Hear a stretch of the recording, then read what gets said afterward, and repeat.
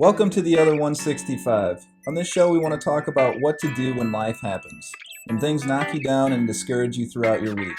Join us as we discuss how to stay encouraged and develop true relationships of love and discipleship. We hope you enjoy this week's episode. All right. Welcome back. Welcome back to another episode. Episode 5, if you can believe it. Episode 5 already. We thank you so much for watching these episodes, and we hope you're enjoying it and getting something out of it. We are having a blast doing it. You know, Amen. it's a time commitment. It is a commitment in many different ways, mentally and all that. But it's been such a blast to do it, and we just really hope you're enjoying it.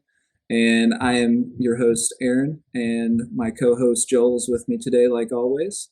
Joel, what's up? What's up, man? With this episode 5, we are going to dive into the idea of surrender. And just right off the bat, I've been talking a lot about surrender, just the word surrender. Before I even get into what I want to talk about involving surrender, I feel like, I don't know if you've ran into this too, where people just automatically put their defenses up because the word surrender has a very negative connotation to it. You know what I mean? Gotcha. Like, well, what do you mean? What do you mean surrender? I'm not going to surrender. Like, you know, in battle, you're surrendering to the opposing forces, and you know, it's like you lose, like you're Yeah. losing, and I don't want to lose. I don't know if that's been happening to you at all. No. It's one of those. I think when you could say when you think of it in the world, most people do not look at it as a positive thing because, like you said, in war or anything else that we do or someone surrender basically means defeated. Where we're not looking that in that way at all when it comes to biblical at all. Right. And I mean, in the context of the biblical sense, in surrender, you're actually surrendering in victory. Mm-hmm. So, to kind of, I thought about looking up like different definitions of it to see if we could go with something that maybe, you know, doesn't inspire as much negative connotation, or, you know, just to kind of put it into a different context. And one of the definitions was a lot longer, but I boiled it down to basically to stop resisting and submit. Amen. So I mean, you could even go a little bit further and just be like, stop fighting it.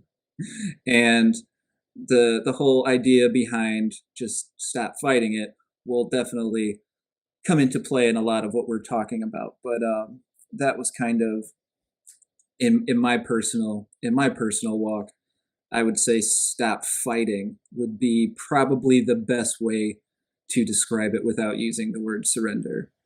Yeah. And No. go ahead. No. And I think it's perfect because like what people don't realize is a lot of times when we Aaron, some will think of different topics that we'll go through in the sense of the episodes, and we basically get our notes, and then a lot of times we share some of our notes either the day of or the day before. And like when I looked up the definition to break it down, submission was the word that basically was key to me in the sense of what out of that surrender word basically like spoke to me the most, because submitting to God is the easiest way in the sense of surrendering it all. The Bible verse, our first verse of the episode, is going to bring up a word that also has probably even more of a negative connotation, but we'll dig into that as well. But it is Romans 6:16. It says, "Don't you realize that you become the slave of whatever you choose to obey? You can be a slave to sin, which leads to death, or you can choose to obey God, which leads to righteous living."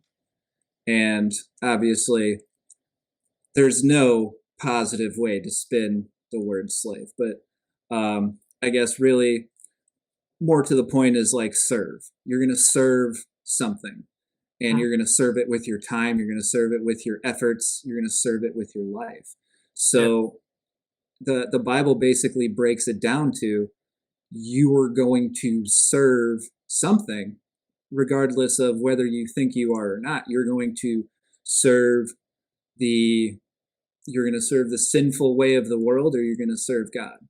So Amen. that's the choice that's been put in front of us, and it really all boils down to that: is it is a choice to serve one or the other.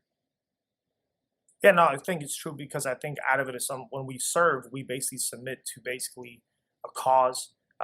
We're submitting to Christ in the sense of understanding when we're serving people in the sense of if it's homeless, if it's ushering, whatever it is, we're serving in so many different ways, but surrendering in a sense of understanding that there's that what God has done for us is bigger, and all of us serve in different ways in a sense of submission, in a sense of because I think about it in the church with my brother, he there's so many different roles that so many people play from videos to music to cleaning the church. And I think about it like even with my mom being the mother of the church, she uh, cleans the church, and it's a way of her submitting because she knows it's a way of her serving God in a sense of doing that as a sign of respect and a sign of submission. Yeah, I mean, the all of our episodes previous to this have been about, loving God and loving others, and a great way to love is to serve, to put others in front of yourself. And so taking those two choices, it in my life, it was either, you know, serve God or run from what he wanted me to do. And I feel like this episode is really going to hit home for me because I ran and ran and ran for my whole life.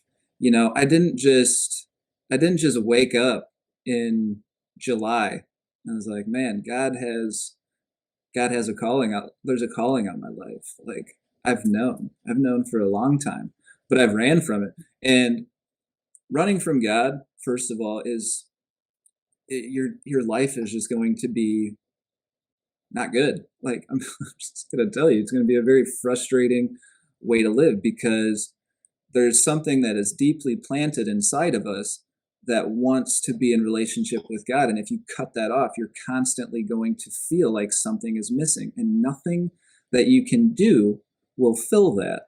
And that's why I feel like, there's so many, you hear so many stories about people that, are rich and famous or whatever, but then they come out with, their books or their tell-alls about what a miserable life they have led because they can't find what they're looking for. And I earnestly believe that it's because that relationship with their creator is cut off. No, it's true. I think it's very true out of that. I think just basically understanding your calling out of this situation is basically going to be in the sense of if you're going to answer it or are you going to run. Right. So I guess the next question would be like, what if you don't know? Like we talked about this in one of the episodes. Forgive me for not remembering which one, but when we talked about how everyone has a calling on their life, and that is 100% both of our firm beliefs that every single person on this life in this life has a calling from God. I don't know what it is, and you might not know what it is. So how do we find out? And it's hard. It's hard because you are likely not going to, like, God's not going to knock on your door and say, "Hey, good morning. I want you to be the assistant pastor at this church. All right, have a good one." You know what I mean? Like it takes a lot more seeking. It takes surrender of I'm not going to chase the things that I think that I want. I want to surrender my will to God. And that's the first thing that we want to talk about is submitting to the will of God rather than our own. And some of the things that we can do to kind of be more in tune with what God is trying to say to us. And my biggest way of trying to communicate with God is obviously you pray, but then you have to be open to listening to his word. And what better way of trying to hear his word is to read his word. Yeah. And it kind of reminds me of this is going to be kind of just so you know, it's going to be kind of a silly illustration, but I have a dog. He's actually eating right now. You might be able to hear that.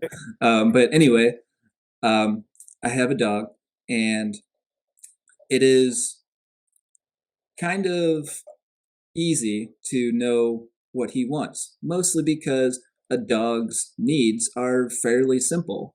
He needs to eat, he needs to go outside, he needs affection, you need to pet him and love him and all that stuff, and needs, exercise, whatever. And I know that because I'm around him. I've been around him for a long time.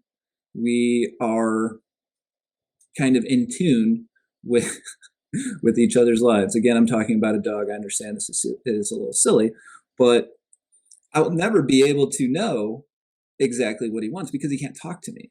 And there are times, and we hate when he does this, where he'll walk right in front of you and sit down and stare at you. And he'll just stare at you. Sometimes he'll whine a little bit, or he'll just continue to stare at you. It's a little off-putting. But like me and Julia have said a couple of times, like, man, what do you want? Like, I really just wish that you could just talk to me and tell me what you want.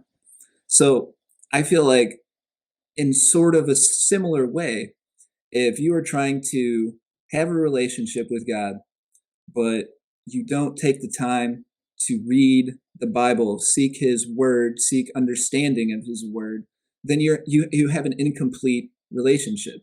You might be able to discern some things that he wants, maybe by going to church and hearing it from others, or there's a lot of different things that you can do. But in my opinion, if you're not reading the Bible and reading his word, it is going to be an incomplete relationship. No, it's true. And I think like how you were talking about basically like finding out what your calling is, I think technically out of most people basically that run, I ran, you ran, it's basically due to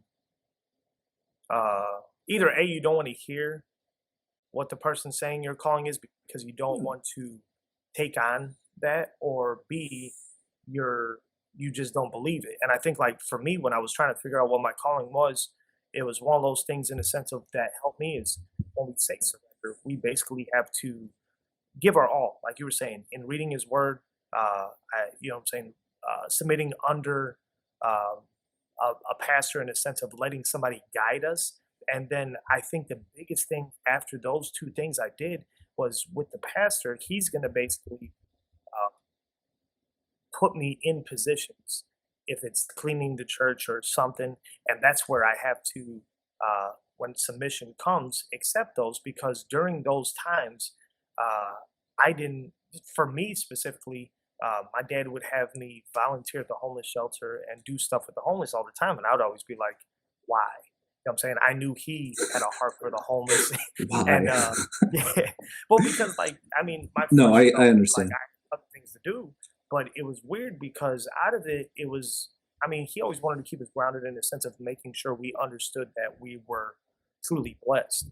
And, and I still am, but out of it, it basically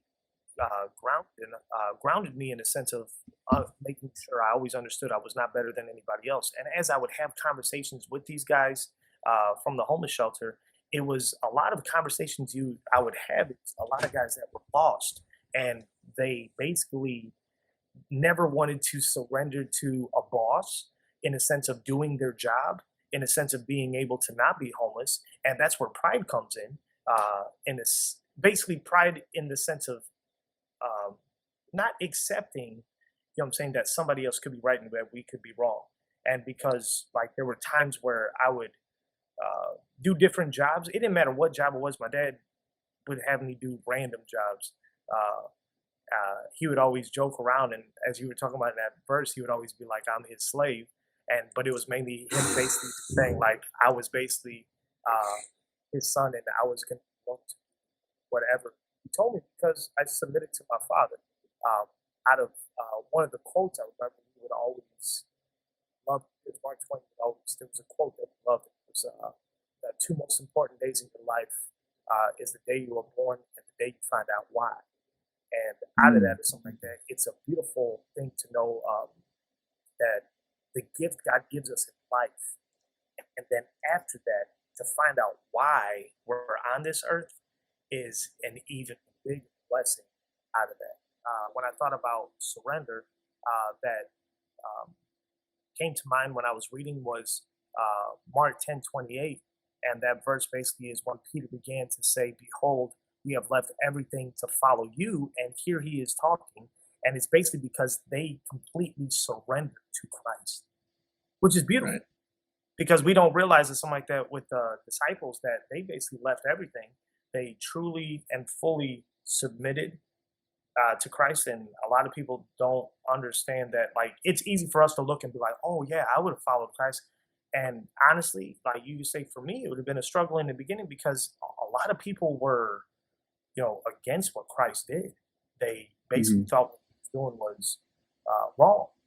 But Right. the beauty of it or something like that was these men truly believed and went out there and they truly surrendered and submitted under his calling.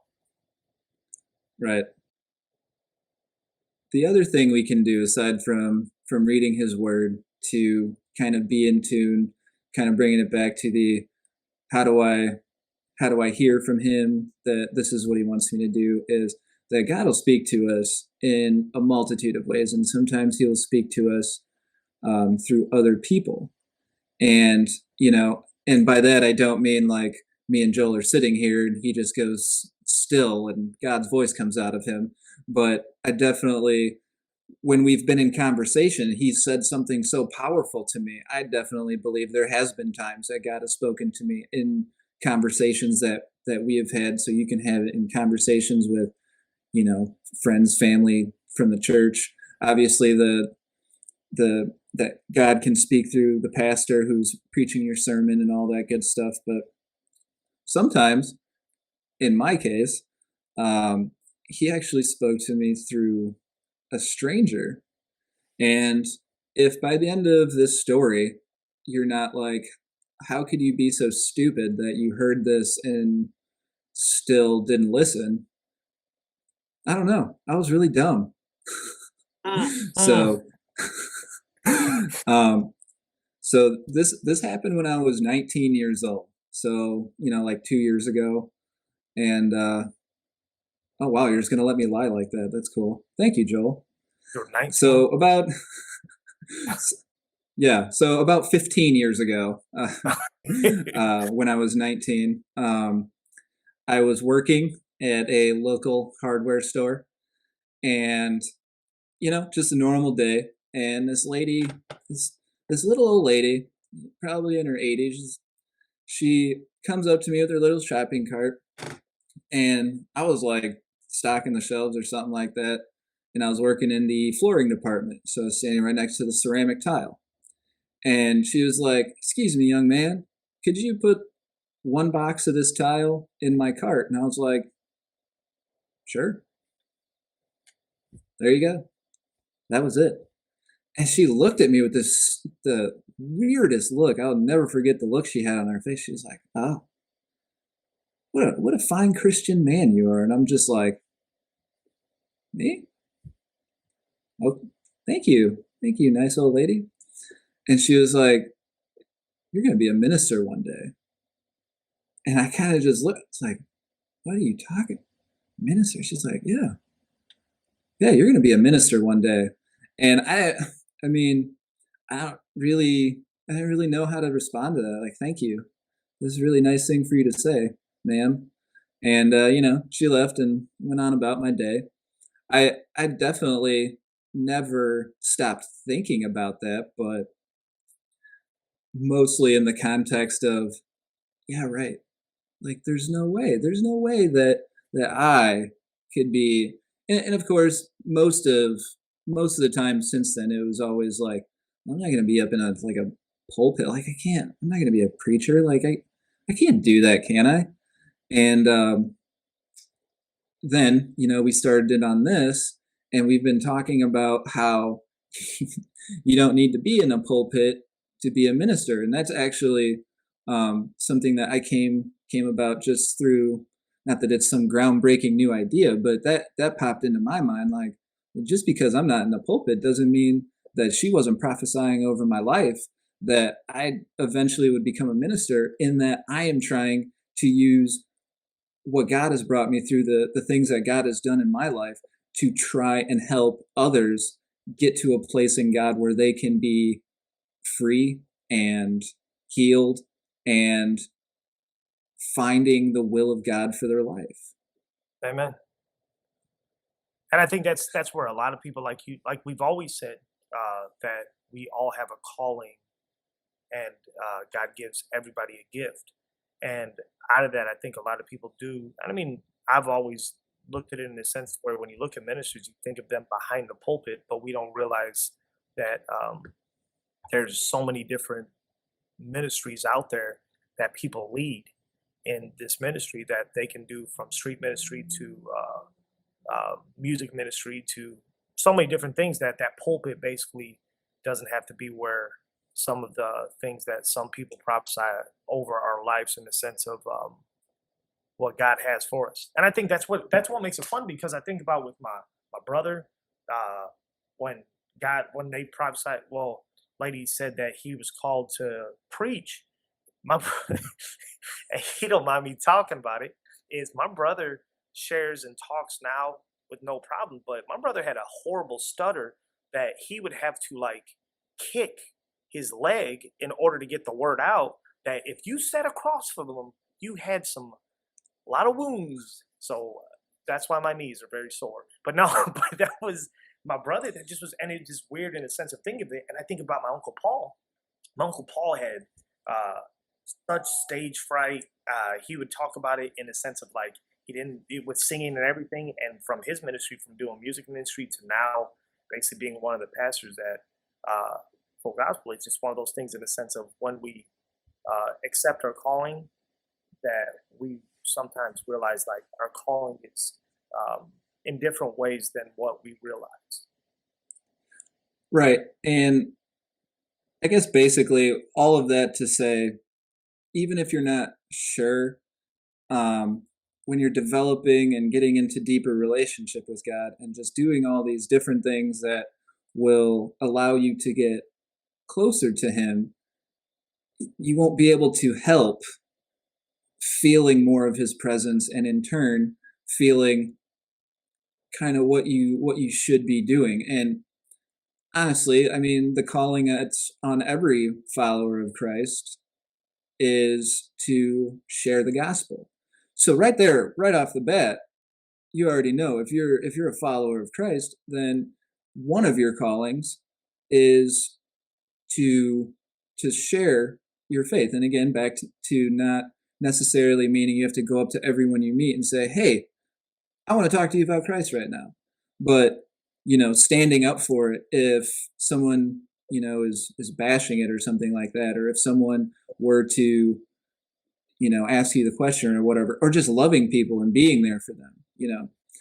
So it really just comes down to submitting your heart to His ways, and they will eventually just start to become a part of your heart. And I was actually planning on using this story probably in every single episode we've done up until this point, but I wanted to wait until I was actually able to sit down and talk with him about it, just to make sure he was okay with me using this story. And it kind of fit so perfectly anyway that it ended up working out, because this conversation that I had with this man, like, it changed things for me. And we still talk about this conversation, how he felt like he changed because of it, and how I felt like I changed because of it. And his name is Danny Dorado. He is a phenomenal man. Huge friend of the show. Danny, we love you, brother. Love you, man. And so I was talking to him like, man, I really want to use it. I really want to use this story. It's such a big story in my life. And so he's okay with me telling this story. But there was this night that I was at work, and I had known Danny for pretty much the entire time I worked there, but we kind of just talked in passing, and then we started to have like deeper conversations about, you know, all kinds of stuff, like both like to read and all this other stuff. And I started to quickly realize like he's not your typical conversationalist. Like he really likes to, like, if you want to have a deep conversation, like he's your guy. Like he will do a deep dive and have no problem doing it. And so there was this one night, and it was me, him, and a couple other guys, and I could just see this look on his face. I was like, "How's it going, man?" And to his credit, he was honest enough to be like, yeah, you know, I mean, it's not, you know, things are not that good. And I'm like, okay, all right, well, what's wrong, man? And I thought I didn't think he would really get into too much detail, but you know, he was just telling me all these struggles that he had, and I'm not going to go into that, obviously. But I I told him how around the time that my dad died, and around the time that God was really dealing with my heart, I was going through a lot of stress and anxiety. And like it was physically hurting me. Like I felt like my whole chest was like just balled up into a fist, like someone was sitting on my chest. I walked around like that. And it was almost paralyzing at times, like borderline panic attacks. And I'm telling him this. He's like, "Yeah, man, I feel like I get that too sometimes, you know." But it's like I don't really know what to do, man. Like this and this and this, and so I started talking to him about a couple of the books that I've read, and one, I think I put it up on the Instagram a couple weeks ago, about it was Defined, about finding your identity in Christ. And I started to tell him like, you know what, man, like I've been fighting this thing for my whole life. And through the experiences that I've had in the past couple of months, some of the books I've read, and just I finally just decided that I was just gonna let go. I was gonna stop fighting. I was gonna stop running. And I was going to stop saying like, you know, not to say that I don't still want to have, you know, success. I'm not saying I'm against success. I don't I don't want to try and sound like I'm saying I'm giving up on living. But what I decided is that from here on out, I, me being in control of my decisions, it's not working for me anymore. I have made a mess. I've made a huge mess of everything. I've made a mess of my heart, my life, my relationships.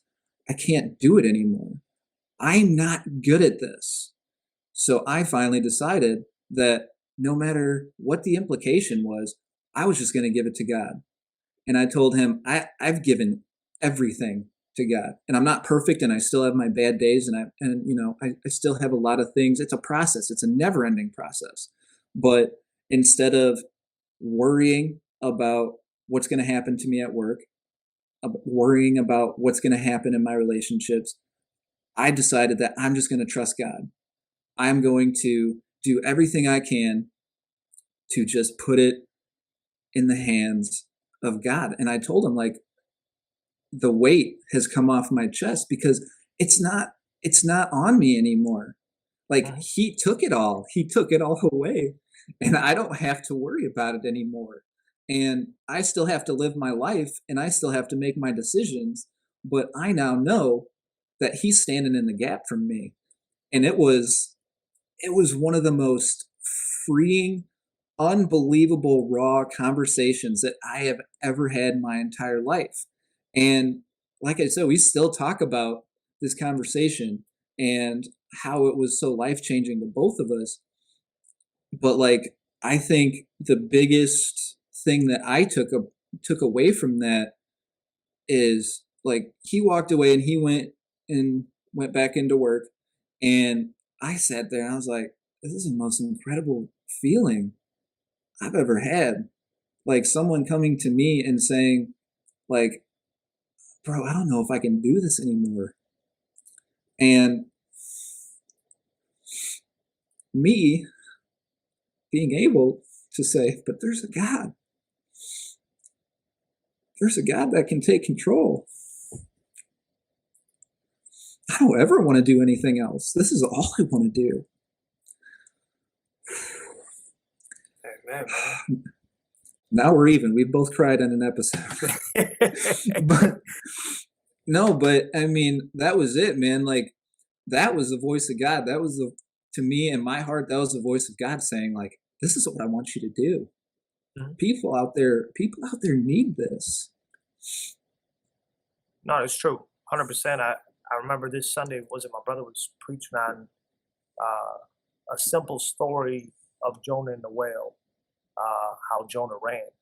And as we talk on surrendering, like you said, giving your all, like now, no longer worrying about anything, no longer trying to figure it out, just trusting God throughout that whole process and just letting him do. Jonah basically, or something like that, didn't want to do what God wanted him to do. And out of it, which was weird out of that story, or something like that, that he brought out was, since Jonah didn't want to be submissive, guess who wanted to submit to Christ was the whale. And it's one of those instances where we don't realize that whales don't normally go to eat people. And this whale basically went, swallowed Jonah. And where he failed to realize is, didn't eat Jonah, just put him in his belly and waited until God said, okay, he's ready to surrender his all to me. Now spit him up.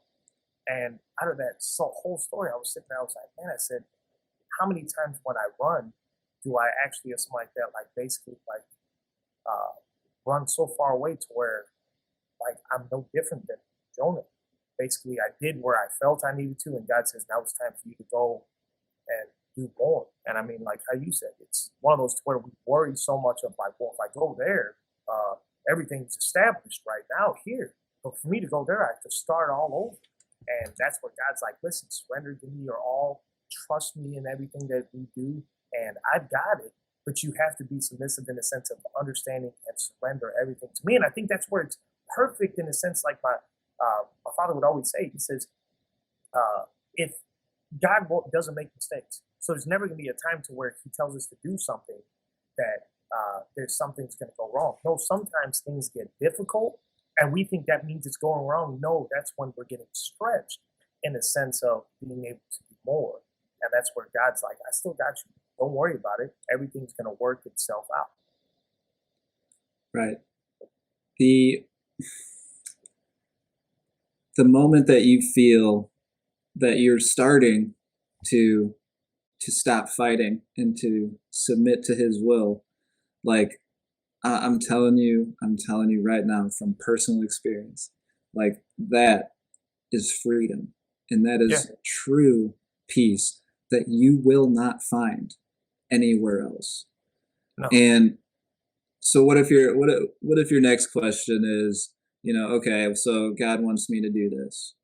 What if I can't? What if I don't know how? What if I've made such a mess out of everything that all I have is pain and struggle and weakness? Well, here's the good news. Like I just told you, I was pretty much told flat out 15 years ago, and I was still an idiot and didn't come after it. But I was still able to come back because God, because God even tells us in the Bible that he is made strong in our weaknesses. So he's not saying that you need to be all powerful and mighty. It's like, no, you need to just surrender what you have. Like he'll take what you have. Like like you said, your brother had a hard time speaking, and yet now he's the pastor of a church. Like that doesn't make sense logically. But you know what? God doesn't need to be logical. No. And that's where, like, I think most of it is so powerful out of the situation of us understanding who he is. Because I think for me, I had to learn to trust him more than I trusted man. Because when I look at it, it's one of those that I fail. I fail friends. I fail my wife. You know what I'm saying? My mother, in a sense of just being human. But God's never failed me. But yet, it's one of those to where, honestly, I get you to say like I'd be no, just I'd be dumb to be like, oh no, I'm gonna try this other guy before I get to you, God. Then if he fails me, then we'll have a conversation. No, and he's just sitting there and he stands and he waits for us. But as soon as I truly, fully submit and trust him, the man that has the whole world in his hands is who basically is trying to say, hey, if I can hold the whole world, I already got you. If I'm holding the whole world, I just need you to truly understand that. And that's where it's beyond amazing and believing in the sense of it. It's fun to see, like you can say, when people share testimonies in the sense of when I always love seeing when people surrender their life and give their life to Christ, and you see their life renewed, you see their face, their whole countenance and everything changes. And I always tell people, a lot of people be like, well, nothing happened uh, right away. And I tell them all the time, I was like, now I said, this is when the process continues to start, in the sense of you basically confess that I trust you, God, and I'm going. Now there's steps that you're going to do that are going to change your life miraculously in your walk, in the sense of prayer, in the sense of like how you said, worry. You know what I'm saying? Now you're like, no reason to worry. I trust you, God. So many different ways. And I think like it's just so amazing in the sense of understanding when we surrender truly and fully to God and we give him 100% us, and we honestly have to be honest with ourselves that if we're not giving God 100% of ourselves and we have a little bit of a headache, that headache was caused by us, not by God. It was because we will not allow him to take full control of our life. So basically that headache is due to the fact of us still trying to do things our way. So just allow and understand that God will take every piece of us, as weak as we may be at that time, as depressed, stressed, anything, and he just turns it in the sense of seeing the joy and knows the beauty that you are. And all you have to do is just say, I'm yours. And you brought up the look on someone's face that gives their life to God, and like to me, that face is the realization of what you've just traded off. Like it's it's Yeah, true. absurd. It's absurd. Like what you get for what you give. Like I have nothing. I am broken. Yeah. I am weak. I am nothing. I'm ashamed. I'm disgraced. And God says, okay, well, here's peace. Here's comfort. Yep. Here's freedom. And the Bible even says he gives joy for your sadness, beauty for your ashes. Mm. And like another verse we want to talk about is Isaiah 61:7. Instead of shame and dishonor, you will enjoy a double share of honor. You will possess a double portion of prosperity in your land, and everlasting joy will be yours. Yep. What are you willing to give for that? How about the nothing that you have? Like we're not like it would be, I feel like it would be a whole different scenario to be like, all right, Joel, you can have your double portion of prosperity and everlasting joy, but what you have to do is work the rest of your life until you're dead and just be, constant notice, just all this list of things. I'm not Yeah. going to bring up the check boxes because my wife tells me I use that analogy too much. But like all of that for for you to just stop fighting what he wants to do in your life that you're going to like anyway. That's going to set you free anyway. Yeah. Like that's just what's so crazy. Kind of like, um you always think like, man, if I knew then what I know now. It's Yeah. kind of like if I knew then that I could have the freedom and joy that I have simply by just saying, you know what? I'm not I'm not good at making decisions. Like I'm not good at lifing and like just say, okay, God, like take over. Like, you do it. That's what you Yeah. want to do anyway. And you're better at it. You're better at it than me. Yeah. But I mean, think about what you said. I'm not good at lifing. So technically, if we're not good at lifing, why not trust the person that gave us life to control Ooh. our life? So Mm. it makes it in a sense of understanding who God is, because I mean, out of that true surrender, in a sense of knowing that He's got us. See, man, and this is where I'm going to use this word again, dumb, because that was me. Is we so dumb trusting man, where man puts draft picks in the sense of who they pick. I'll pick you, okay, not you, but I'll pick you. And the thing is, God looks at everybody. We are all His number one draft because He accepts all of us. He takes us all. He doesn't love anybody more than the next person. And that's, I think, like in the sense of like when people say like they want acceptance, they want love, they, you know what I'm saying, certain things or whatever. There's so much that He gives everything. Because I mean, I think of the when I'm at weddings and people in their vows will say to their spouse like, uh, "I'm nothing without you." But truly, in the sense of surrendering, I know 100% with me, like, I love my wife, but I'm nothing without God. And she's nothing Amen. without God. I don't complete her at all. Because the thing is, we've been married for 5 years. Hey, how many years are you and your wife married?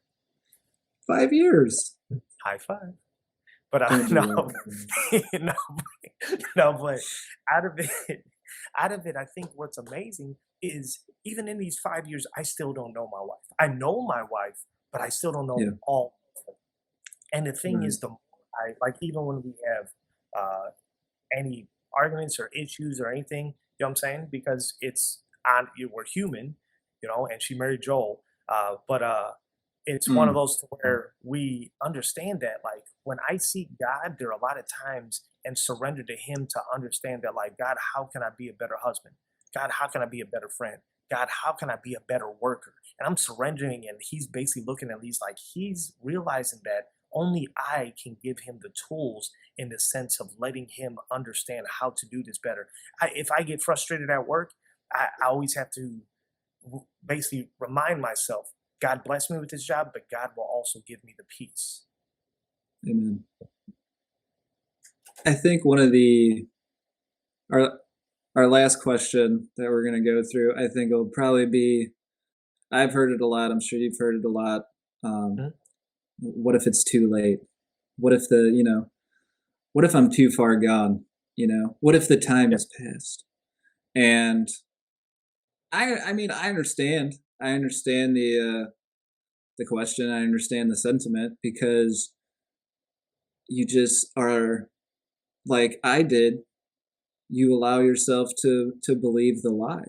You know what I mean? yeah, That just any excuse not to get you to step into your purpose will be thrown at you, yeah. especially when you start getting closer to it.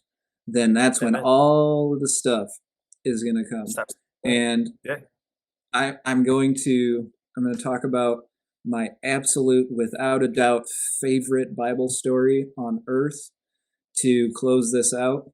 And it is the story of the prodigal son, which is a parable told by Jesus. And I think it's so powerful. And I've read books about it. And there was Maverick City Music just did a song about it that is awesome. It's called To You. Go listen to it. It's amazing.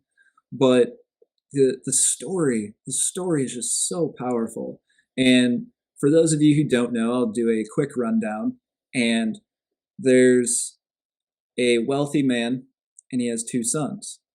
And the one son says, I want my inheritance early. But basically, I don't want to wait for you to die. I want my inheritance now so I can go enjoy my life. And so really, like, basically he's telling his dad, like, I'd rather you be dead and have money. And even further than that, like, I'd rather have this money than a relationship with you. And so his dad says, okay, here you go. And the Bible says he goes off and he basically blows it all on wild living.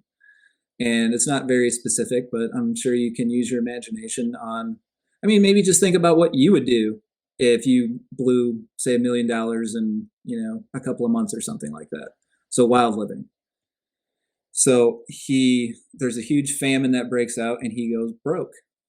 And he finds himself in a pig pen and kind of looking around at the pigs like, man, I'm eating slop with pigs in a pen. So he's basically at rock bottom, right? So he starts to get this idea that maybe he's made, I've made a mistake, obviously. So now he's thinking like, maybe I should go home. And and the Bible even says, he says that even my father's servants live better than this. So just think about, put yourself in that situation. And I have many times, and just think about everything that would be going through your head, because it's a very short story in the Bible. Like there's not a whole ton of detail, because like basically it's like, yeah, my father's servants live better than this. I'm going to get up and go. But just think about what would be going through your mind and all of the reasons not to go back would start just getting thrown at you. Like I would be sitting there like, I basically disrespected my dad. I basically slapped him in the face. I told him in not so many words that I wish you were dead so that I could go have fun with my money. And he's not going to forgive me. He's not going to take me back. And all of these things just start barraging him. And all of these probably million reasons why he shouldn't, why he should just stay where he's at, because of all the implications of what might happen to him if he gets up.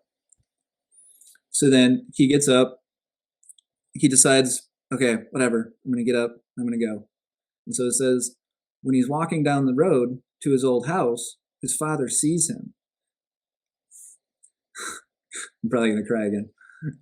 His father sees him and he runs. He runs to him. And he puts his robe on him, and he puts a ring on his finger, and he puts shoes on him. And he says, let's celebrate. My son who was dead is now alive. He's come back, and I'm going to throw the biggest party I've ever thrown. And he could have stopped again on the road. You know what I mean? Like once he saw his house in the distance, he could have said, man, it's like maybe it's like a medieval castle. You know what I'm saying? Like maybe there's archers that patrol. Like, yeah, my dad's going to see me and have me shot with an arrow. There's just so many things that your mind will use to beat you up. And I feel like those are the lies we allow ourselves to believe when we are getting close to submitting to our God-given purpose. And it only can come when you stop fighting all of the implications. Well, what if this? Well, what if it's been too long? What if all I have is weakness and brokenness? What if this? What if that? What if this? when you finally just find yourself in a place that you say, you know what, Lord, I don't care anymore because I can't do it my way anymore. And that spot right there that the prodigal son found himself in, that he was in a place that he didn't care anymore. He didn't care what it would mean. Like, I'll go be a servant in his house. Like, I'll go wash his dogs for a living. I don't care, just as long as I can be back in relationship with my Father. I don't care what it means. I don't care what happens to me. I just need to be back with my Father. And that is where the true healing comes from surrender. On our next episode, we want to get into what we're calling the next step. And, because we've already talked about loving each other and submitting to the will of God. Okay, what do we do next? And we're going to go over some of the steps that we've taken, just kind of generic steps that everyone can take. And instead of, kind of like taking worry out of the picture, instead of saying, what are my next 10 years going to look like? Like, God, what's my next hour going to look like? Not true. So we thank you so much for joining us and listening. Please like, share, and subscribe. Leave us a comment. Let us know how we're doing. Again, if you're not into social media or whatnot, we have a show email that comes to just me and Joel. It's the other 165hours@gmail.com. Send us an email if you feel like. Just be us reading it. And join us next time. Joel, thanks for being with me. Thanks, Aaron. All right. And you all have a blessed day. We hope you enjoyed today's episode. Please feel free to like, share, and subscribe. And we hope you continue to join us on our mission to not only live for God for 3 hours a week at church, but also for our other 165. Have a blessed day.